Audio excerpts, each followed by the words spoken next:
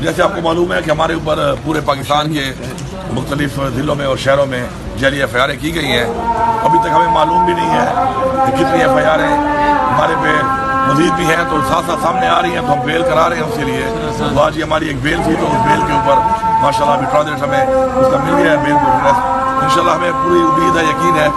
کہ ہمیں عدلیہ سے انصاف ملے گا, اور ہمارے اوپر جو یہ وکٹمائزیشن کی گئی ہے پولیٹیکل, انشاءاللہ ہمارے لیڈر عمران خان صاحب بھی جلد رہا ہوں گے, اور انشاءاللہ ہم سب کو انصاف ملے گا. علی صاحب کیا کہیں گے, جس طرح دیکھنے میں آ رہا ہے سیاسی جماعتوں سے مشاورت چل رہی ہے شمولیت کے لیے تاکہ ریزرو سیٹ کو سیکیور کیا جا سکے, پی ٹی آئی پی کی بات ہو رہی ہے, کیا اس کے ساتھ جائیں گے جماعت اسلامی؟ ابھی تک کیا فیصلہ ہو سکے؟ اس کے لیے جی ایک ہماری کمیٹی بنی ہوئی ہے,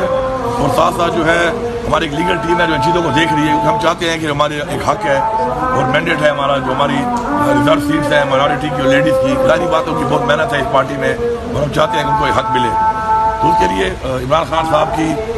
جو بھی احکامات ہیں اس کے مطابق ایک بات چیت ہو رہی ہے, کمیٹی اس لیے بنی ہوئی ہے, لیگل ٹیم بھی لگی ہوئی ہے, ہم نے یہاں پہ ریڈ بھی کیا ہے اس کے لیے قانونی طور پر بھی, اور باقی جو بھی لا کے مطابق الیکشن کمیشن کے رولز کے مطابق جو بھی ہے انشاءاللہ اس پہ بات ہو رہی ہے, جو بھی ہوگا آپ کے سامنے آ جائے گا. کون کون سی پارٹیوں کے ساتھ آپ لوگوں کی بات چل رہی ہے؟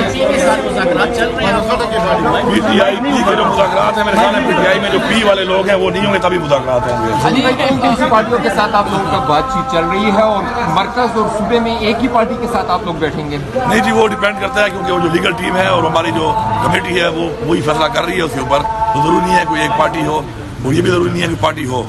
جو بھی ہے سامنے آ جائے گا. آپ کے مخالف امیدوار تھے مولانا صاحب, وہ مان رہے کہ کسی کے کہنے پر ہم تحریک عدم اعتماد لائے تھے, اب جو ہے وہ بھی مطلب سامنے آ گیا کہ کس کے کہنے پر وہ تحریک عدم اعتماد لائے تھے, اس بارے میں آپ کیا کہیں گے؟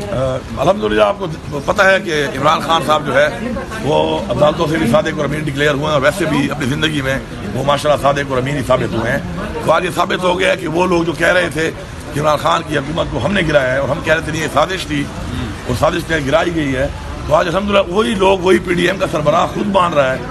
کہ جی یہ واقعی سازش تھی, اور یہ سازش میں کون کون شامل تھے اس نے وہ نام لیا. تو میری ریکویسٹ ہوگی کہ سپریم کورٹ آف پاکستان میں ان کو بلایا جائے,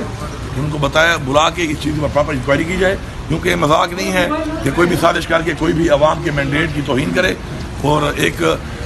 جمہوری حکومت کو اس طرح گرائے. تو میرے خیال میں جب تک سزا نہیں ملے گی کسی کو اس ملک پہ, تو یہ روایات چلتی رہیں گی. اگر ہمیں روایات کو بدلنا ہے اور ہمیں آگے بڑھنا ہے, تو ہمیں اس کے لیے کڑی سزا دینی پڑے گی اس نظام میں ایسے لوگوں کو کہ جو اس نظام میں لا قانونیت کرتے ہیں, قانون کو توڑتے ہیں.